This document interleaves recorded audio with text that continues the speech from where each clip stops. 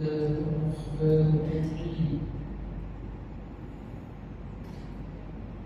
الحمد لله رب العالمين، والصلاة والسلام على أشرف الأنبياء والمرسلين سيدنا ومولانا محمد وعلى آله وأصحابه أجمعين.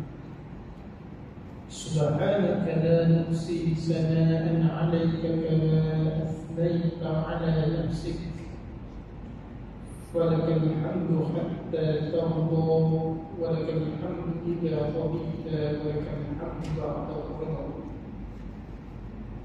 اللهم صل وسلم على سيدنا ومولانا محمد وعلى آل سيدنا ومولانا محمد كما صليت على سيدنا إبراهيم وعلى آل سيدنا إبراهيم في العالمين إنك حميد مجيد.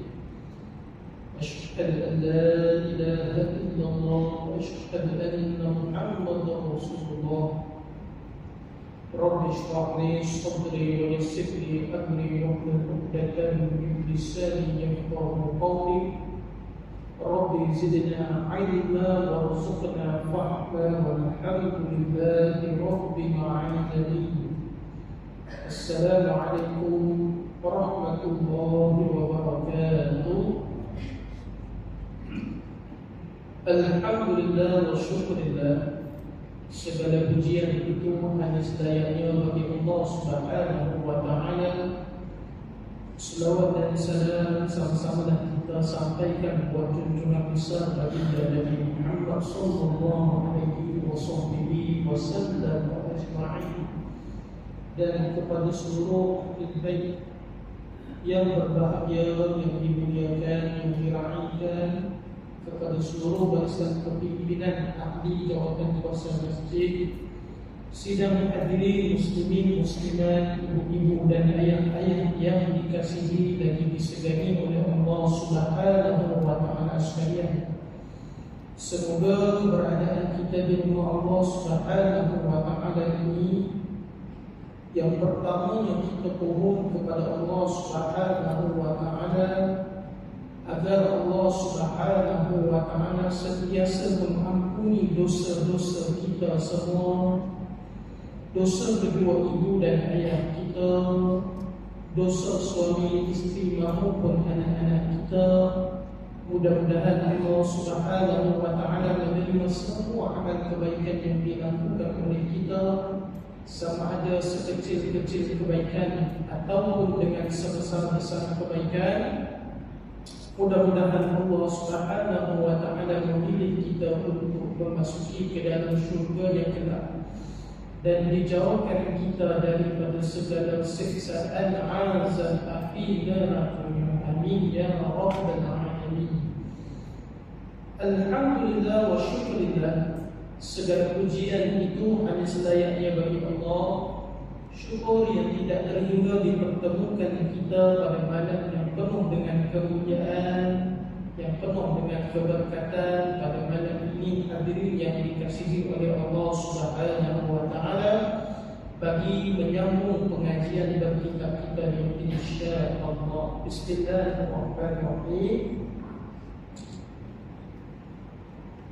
Pada bab yang menyatakan sahabat baginda Nabi Muhammad sallallahu alaihi wasallam ajma'in, yang paling afdal pada nombor 4 adalah Sayyidina Ali bin Abi Talib karramallahu wajhahu. Sayyidina Ali bin Abi Talib karramallahu wajhahu. Siapakah Sayyidina Ali bin Abi Talib karramallahu wajhahu ini? Merupakan sahabat baginda Nabi Muhammad sallallahu alaihi wasallam. Bukan hanya sekadar sahabat, ya. Pada malam yang mulia ini kita akan mendengarkan sedikit biografi, biodata berkenaan dengan Sayyidina Ali bin Abi Talib karramallahu wajhahu ini, dan bentuk kemuliaan yang ada pada Sayyidina Ali berbanding dengan sahabat-sahabat radhiyallahu anhu ajma'in yang lain. Dan sekiranya ada waktu kita akan menceritakan bagaimanakah huru-hara yang timbul pada zaman Sayyidina Ali radhiyallahu anhu ajma'in ini, sehingga mana telah berlakunya satu perang saudara di antara orang Islam berperang dengan orang Islam, di antara orang Islam bergaduh dengan orang Islam, di antara orang Islam itu sendiri berbunuhan satu sama yang lain dengan tentera Islam itu sendiri, yang telah berlaku pada zaman Sayyidina Ali radhiyallahu anhu ajma'in, di mana peperangan di antara sahabat dan sahabat, bukanlah sahabat-sahabat yang kecil, tapi sahabat yang besar yang nama mereka. Antaranya telah berlaku satu peperangan di antara Sayyidina Ali bin Abi Thalib karamallahu wajhah berperang dengan banunya Nabi Muhammad sallallahu alaihi wasallam, yakni Sayyidatina Aisyah radhiyallahu anha, yang mana kita sebut inilah peperangan Jamal. Apakah itu peperangan Jamal?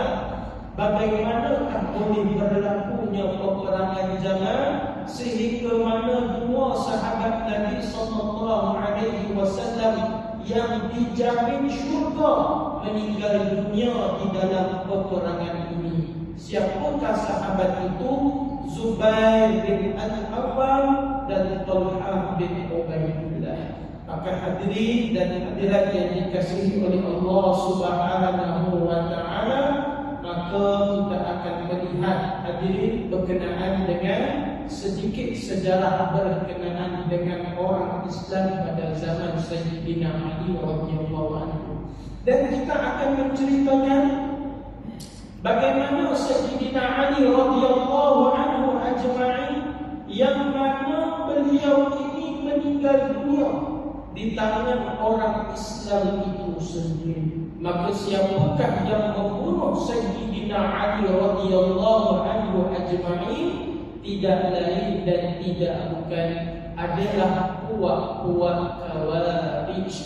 Dan siapa pula puak Khawarij ini yang akan kita cuba bawa pada malam yang penuh dengan kemuliaan ini. Baik hadirin yang dikasihi oleh Allah Subhanahu wa taala, Sayyidina Ali merupakan satu susuk tubuh manusia yang tidak perlu kita kenal dengan lebih dalam lagi, kerana namanya Sayyidina Ali ini masyhur, bukan hanya sekadar sahabat, tetapi Sayyidina Ali radhiyallahu anhu ajma'in ini merupakan orang yang terawal yang memasuki Islam ketika mana Nabi sallallahu alaihi wasallam berdakwah.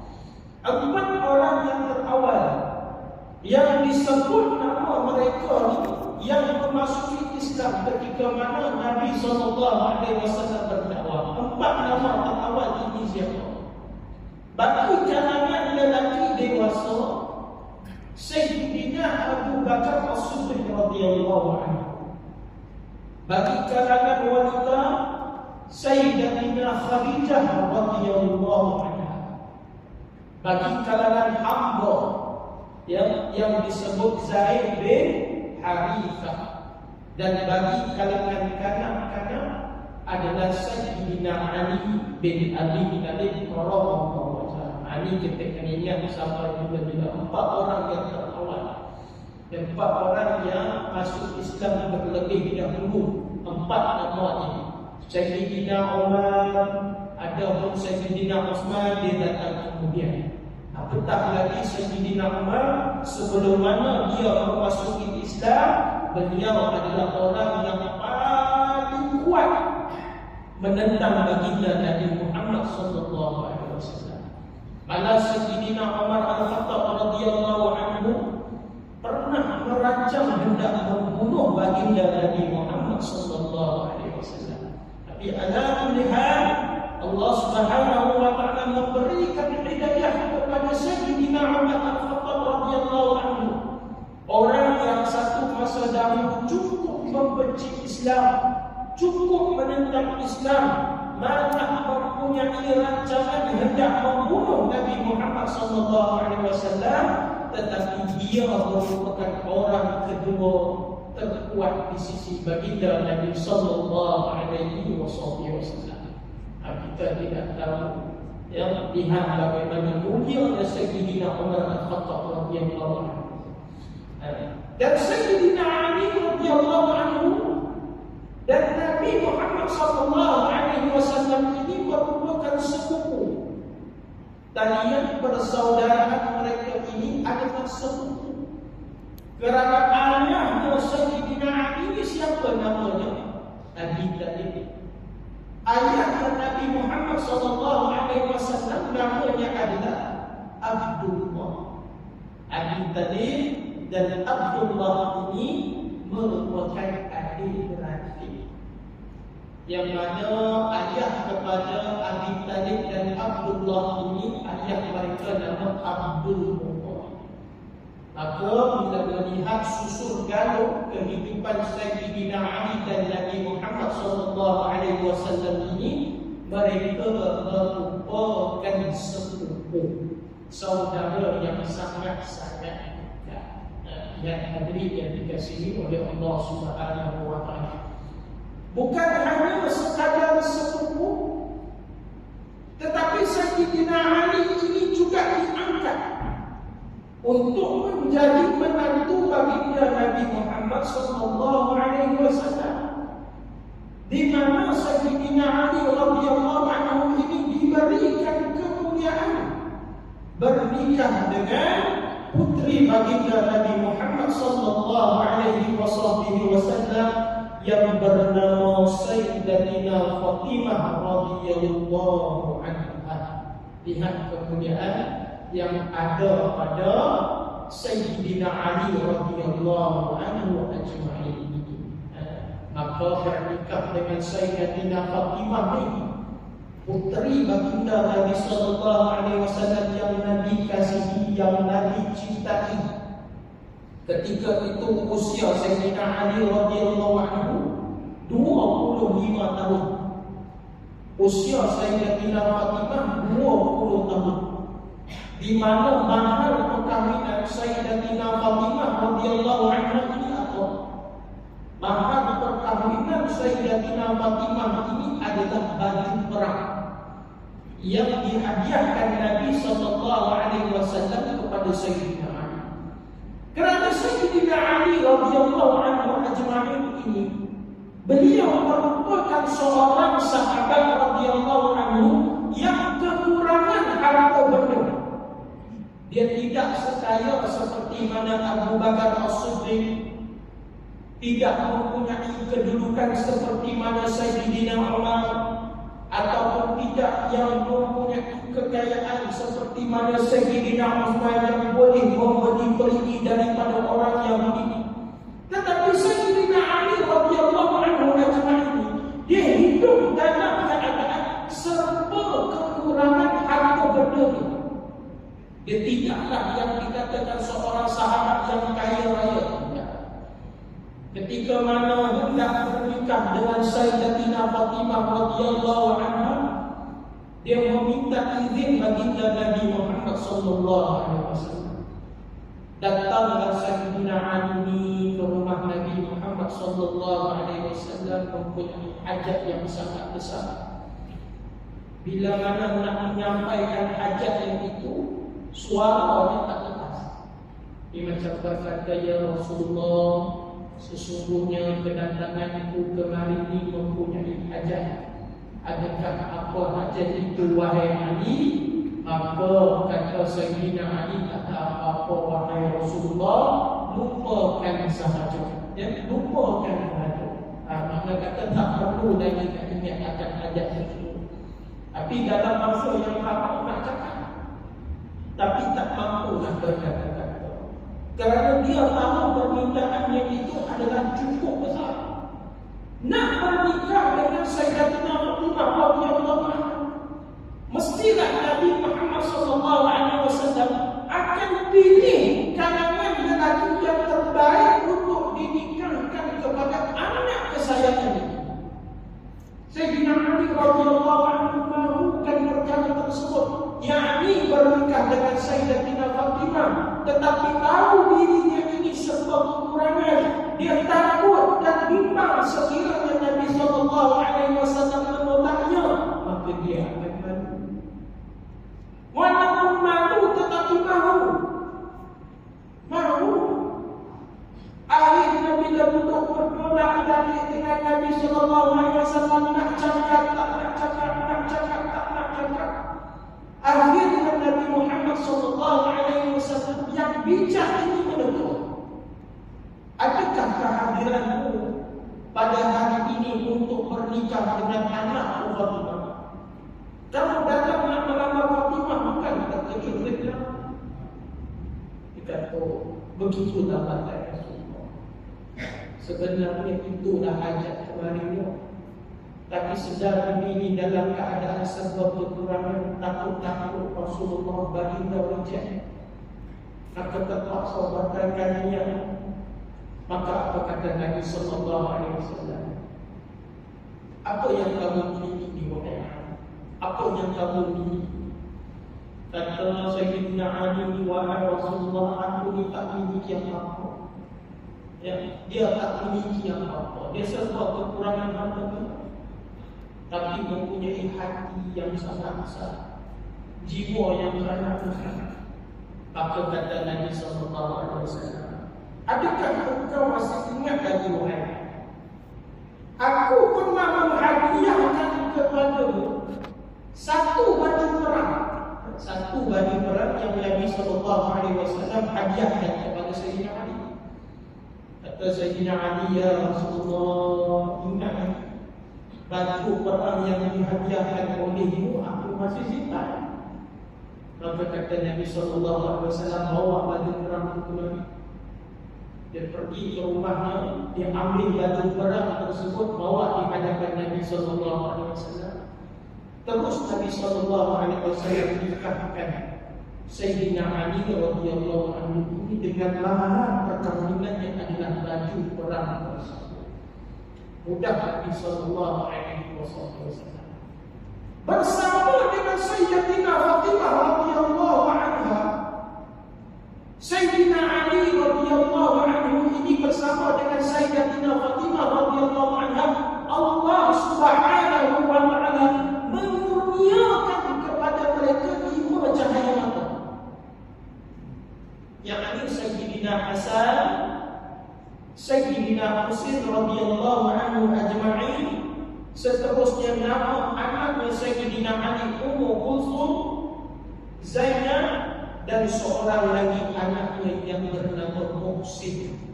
Ini anak-anak Sayyidina Ali radhiyallahu anhu ajma'in bersama dengan Sayyidatina Fatimah. Bukan ke anak Sayyidina Ali ini hanya ada 2. Siapa 2 orang itu asalnya Muhsin saja. Ramai di kalangan kita ini menganggap anak Sayyidina Ali ini hanya ada 2 orang, Sayyidina Hasan dan juga Sayyidina Husain. Kerana kisah 2 cucu Nabi SAW ini masyhur, terkenal, berbanding dengan cucu-cucu Nabi SAW yang lain. Tidaklah terlalu terkenal, tetapi dalam sirah nabawiyah yang menceritakan berkenaan dengan kisah kehidupan Sayyidina Ali, ketika mana beliau bersama dengan Sayyidatina Fatimah, Sayyidina Ali tidak bernikah yang lain. Dia tak bernikah yang lain. Bila Sayyidatina Fatimah radhiyallahu anha wafat 6 bulan selepas mana kewafatan Nabi Muhammad SAW, Sayyidatina Fatimah ini wafat pada usianya 28, ada yang menyebut 29 tahun. Meninggal dunia pada tanggal 3 Ramadan. Sayyidatina Fatimah ini meninggalkan 5 orang. Bila mana Sayyidatina Fatimah radhiyallahu anha wafat, barulah Sayyidina Ali radhiyallahu anhu bernikah dengan yang lain. Maka dalam sejarah kehidupan Sayyidina Ali, Allah mengurniakan kepada Sayyidina Ali 15 orang anak lelaki, 19 orang anak perempuan. Baru kita tahu, ingatkan hanya Hasan dan Husain satu. Hasan dan Husain itu masyhur kerana kisah bagaimana cucu Nabi SAW ini cucu terkorban, terbunuh. Pertamanya Sayyidina Hasan radhiyallahu anhu diracun, matinya kerana diracun. Sayyidina Husain radhiyallahu anhu cucu Nabi SAW yang cukup masyhur, walaupun mendapat gelar cucu baginda Nabi SAW, cucu, tetapi Sayyidina Husain ini meninggal dunia kerana kepalanya ini dipenggal. Kisah yang cukup menyayat hati. Apabila Sayyidina Husain radhiyallahu anhu bersama dengan 70 orang, mereka ini hendak menuju ke Kufah. Dalam perjalanan menuju ke Kufah, Gubernur Kufah ketika itu dia jadi takut. Kerana penduduk Kufah nak memberikan baiat kepada Sayyidina Husain untuk dijadikan sebagai khalifah. Bila Sayyidina Ali radhiyallahu anhu wafat, tampuk khalifah ditukar oleh anaknya Sayyidina Hasan radhiyallahu anhu. Tetapi Sayyidina Hasan ini pegang tidak lama. Dalam tempoh 6 bulan sebelum diserahkan kepada Muawiyah bin Abi Sufyan. Tapi ketika mana penduduk Kufah ini yang dikatakan bagaimana peristiwa Karbala yang disambut oleh puak-puak Syam. Apa peristiwa Karbala? Peristiwa bagi mengenangkan kewafatan Sayyidina Husain. Kita tak boleh. Kita ni Islam, Syiah pun mengaku diri Islam, tapi dalam negara kita tak boleh yang ada fahaman ataupun orang yang mengandung fahaman Syiah. Syiah dia bukan agama. Ini kena faham, dia kata agama Islam, Syiah tidak. Syiah ni dia fahaman politik. Dia sebelum, kenapa dia terlalu mengangkat Sayyidina Ali disebabkan peristiwa Kufah? Dia kena tahu kerana pada zaman Sayyidina Ali ada satu buah lagi yang muncul, buah Khawarij. Sekiranya Syiah mengangkat Sayyidina Ali pada satu kedudukan yang sangat tinggi, manakala buah Khawarij ini pula adalah buah yang menentang Sayyidina Ali. Sehingga mana buah Khawarij ini melahirkan satu lelaki yang bernama Abdul Rahman bin Munjab yang telah membunuh Sayyidina Ali. Dia belum lagi sampai kata. Cuma kita nak datang bila pembunuhan Sayyidina Husain ini berlaku, hari itu diangkat yang disebut sebagai Hari Karbala oleh puak-puak Syiah ini. Dalam negara kita ni ada orang Syiah ni, jujur. Dalam negara kita ni ada. Soalan ni ditanya kepada kita suatu mana mengambil tauliah daripada Jabatan Agama Islam Selangor. Masa tu isu Syiah ni pada tahun 2016, 2017 yang mana base tapak Syiah ni banyak kat rumah. Ni jujur lah kita. Dia cerita sendiri yang simpan muka tu. Saya ingat kaki dua tuan Datuk yang terbuka kita tu, dia kata ada tak Syiah kat dalam negeri Selangor? Saya kata itu ada. Memang ada. Tapi mereka ni tidaklah terlalu berluas, just secara bawah tanah underground saja. Tapi memang ada fahaman-fahaman yang dah mula masuk dalam pemikiran orang-orang kita. di mana mereka ni Syiah ni di ekstrim. Negara kita ni dia melarang fahaman anti Syiah ni tak boleh. Ekstrimnya di mana? Apabila mengkafirkan sahabat-sahabat Nabi SAW yang lain, kafirkan Sayyidina Abu Bakar, kafirkan Sayyidina Umar, kafirkan Sayyidina Utsman, maka yang hanya diangkat ini Sayyidina Ali radhiyallahu anhu ajma'in. Dan mengatakan imam-imam Syiah ini yang 12 itu adalah maksum, mereka yang tidak melakukan dosa. Syahadat mereka pun berlainan.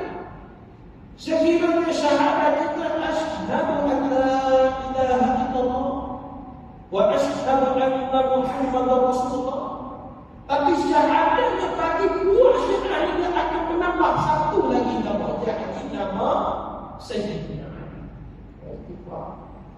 Ekstrim itu, mereka sehingga mana memperingati hari Karbala itu, mereka mencederakan diri mereka sendiri, berdarahkan badan mereka, darahkan kepala mereka. Untuk apa? Bagi memperingati hari kewafatan Sayyidina Husain yang terkorban ketika mana hendak menuju ke Kufah. Hadirin dan hadirat yang dikasihi oleh Allah Subhanahu wa taala. Baik.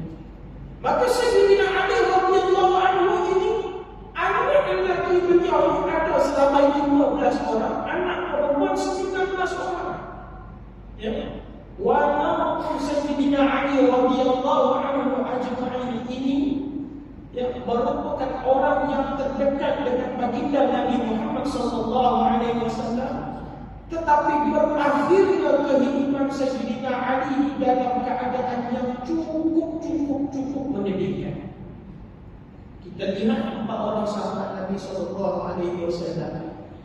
Sayyidina Abu Bakar, Sayyidina Umar Al-Khattab, Sayyidina Utsman bin Affan, Sayyidina Ali bin Abi Thalib radhiyallahu anhu. Ini 4 nama yang masyhur.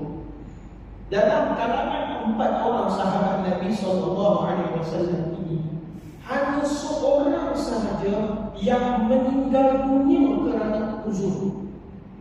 Makna uzur di sini bagaimana? Dia meninggal dunia kerana sakit. Sedangkan 3 sahabat radhiyallahu anhum ajma'in yang lain, berakhirnya kehidupan mereka dalam keadaan yang cukup mendukacitakan. Sayyidina Umar, kita telah bawa kisahnya bagaimana beliau ditikam ketika mana menunaikan solat waktu subuh, yang menikamnya namanya Lu'lu'ah, menggunakan pisau yang bermata 2 yang telah disadurkan dengan racun. Ditikamnya Sayyidina Umar ketika mana menunaikan solat fardu subuh. Sayyidina Utsman bin Affan radhiyallahu anhu, walaupun mendapat julukan Dzul Ain, pemilik 2 cahaya, kerana dialah sahabat Nabi sallallahu alaihi wasallam yang begitu mulia, Nabi nikahkan beliau dengan 2 puteri Nabi sallallahu alaihi wasallam, yakni Ummu Kulsum dan juga dengan Ruqayyah. Sayyidina Utsman bin Affan radhiyallahu anhu ajma'in pun meninggal dunia ketika hari sebelum mana Sayyidina Utsman ini peristiwa yang berlaku kepadanya dalam keadaan yang cukup menyayat hati. Malam itu beliau bermimpi bertemu dengan baginda Nabi Muhammad sallallahu alaihi wasallam. Dalam mimpi itu apa kata Nabi sallallahu alaihi wasallam? Wahai Utsman, nanti kamu akan berbuka puasa dengan aku di dalam syurga. Dia bangun saja daripada tidur, dia rasa terlalu gembira kerana dia bermimpi bertemu dengan Nabi SAW dan menceritakan mimpi itu kepada isterinya Nabi. Wahai Aidah, isteri Sayyidina Utsman ketika aku bermimpi bertemu dengan Nabi SAW. Nabi mengajakku berbuka puasa di dalam syurga Allah. Dalam masa yang sama merasa bosan. kerana tahu ajalnya makin mendekat. Maka Sayyidina Uthman dia memakai suap, selalu dia kenakan kain. Pada hari itu dia memakai suap. Kenapa dia pakai suap? Dia tahu ajalnya makin mendekat. Pemberontak di luar Sayyidina Uthman itu makin berkeras. Minta Sayyidina Uthman ini keluar daripada rumah, mendekat daripada bantuan daripada masuk ke rumah Sayyidina Uthman. Tak membenarkan Sayyidina Uthman ini keluar daripada rumah. Kita kena ingat satu nama yang baik-baik, ya. Satu nama yang Abdullah bin Rabah, satu manusia yang cukup jahat. Jahat sungguh bagi kita bawa Abdullah bin Rabah yang Allah. Dia adalah punca bagaimana fitnah masuk ke dalam kota Madinah memburukkan Sayyidina Uthman. Dia ni orang munafik, Abdullah bin Rabah, yang membuat huru hara, yang terlalu membuat onar. Dia buat onar sehingga mana habis seluruh keburukan Sayyidina Uthman yang habis dicerita. Fitnah lagi, ya, terlalu fitnah. Maka dia bersama dengan beberapa orang telah mengepung rumah Sayyidina Uthman bin Affan radhiyallahu anhu. Dan ketika mana Sayyidina Uthman ini sedang membaca Al-Quran dalam keadaan dirinya sedang berpuasa, masuklah Abdullah bin Sabah ini bersama dengan pemberontak ini menerkam Sayyidina Uthman dan menikam Sayyidina Uthman ini dengan 9 kali nikah. Meninggal Sayyidina Uthman bin Affan. Pembunuhan ke atas Sayyidina Uthman itu tidak berakhir. Apabila Sayyidina Uthman radhiyallahu anhu ini wafat, maka hadirin yang dikasihi oleh Allah, fitnah itu menuju pula kepada kelompok zaman Sayyidina Ali radhiyallahu anhu ajma'in. Apabila pada zaman Sayyidina Ali radhiyallahu anhu mendapat tekanan, mendapat azaban, mendapat yang dikatakan ujian, apabila Sayyidina Ali ini terpaksa berperang dengan Sayyidatina Aisyah radhiyallahu anha. Ini yang dikatakan peperangan zaman itu berlaku. Apa makna perang zaman itu, tuan? Zaman itu apa makna? Perang unta, ya, perang unta. Bukan perang ini dalam berebut unta atau siapa unta yang banyak-banyak, tidak. Dalam peperangan zaman ini, ya, Sayyidatina Aisyah radhiyallahu anha ini menaiki unta. Sebenarnya tidak berlakunya peperangan zaman ini, melainkan apabila Abdullah bin Sabah, orang yang tadi membunuh Sayyidina Uthman, telah masuk dalam kamp tentera Sayyidatina Aisyah radhiyallahu anha dan melakukan perang. Tapi apa sebenarnya tujuan Islam dan Islam ini berperang satu sama lain? Masing-masing mempunyai da'iyah, masing-masing mempunyai pendapat, masing-masing mempunyai hujah. Sayyidatina Aisyah radhiyallahu anha ketika mana Sayyidina Uthman itu dibunuh, Sayyidatina Aisyah ketika itu sedang menunaikan ibadah haji. Bawa perkara ini kepada Sayyidatina Aisyah. Maka Sayyidatina Aisyah bertanya, siapa pula yang menjadi khalifah selepas mana Sayyidina Uthman? Maka apa kata mereka, yang menjadi khalifah ini adalah Sayyidina Ali radhiyallahu anhu. Sayyidatina Aisyah dia tidak boleh memberikan bai'ah kepada Sayyidina Ali. Kenapa dia tidak boleh memberikan bai'ah? Sekiranya nak memberikan bai'ah kepada Sayyidina Ali, Sayyidina Ali mesti mencari siapakah pembunuh Sayyidina Uthman. Dan pembunuh Sayyidina Uthman itu mesti dilakukan kisos ke atasnya. Kerana hutang darah perlu dibayar dengan darah. Kerana Sayyidina Uthman ini bukan sahabat yang kecil, sahabat yang besar. Maka perlu cari siapakah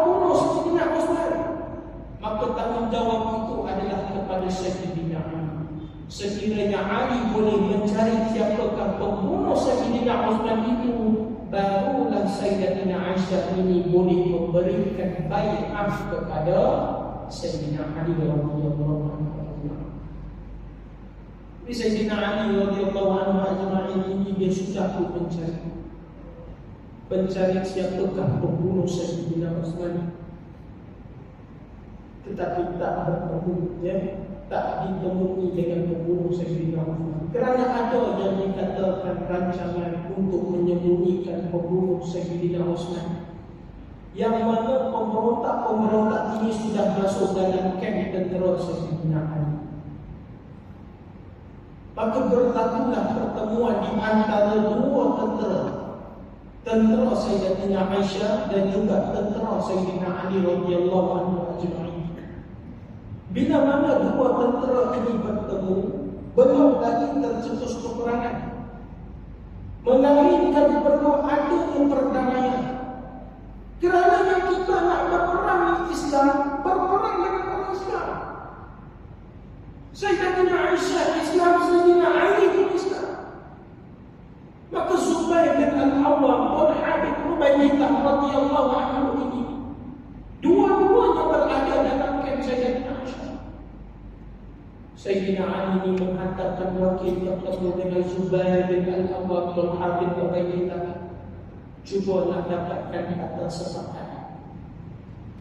Tidak perlu kita nak berperang satu sama yang lain.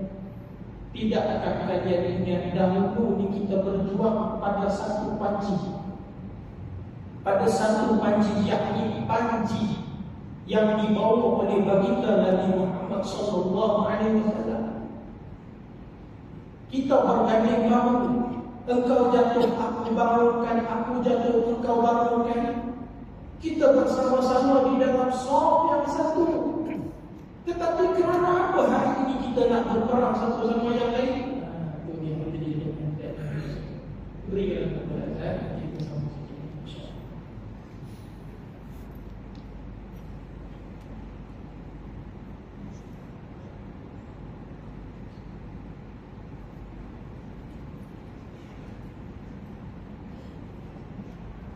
Allahu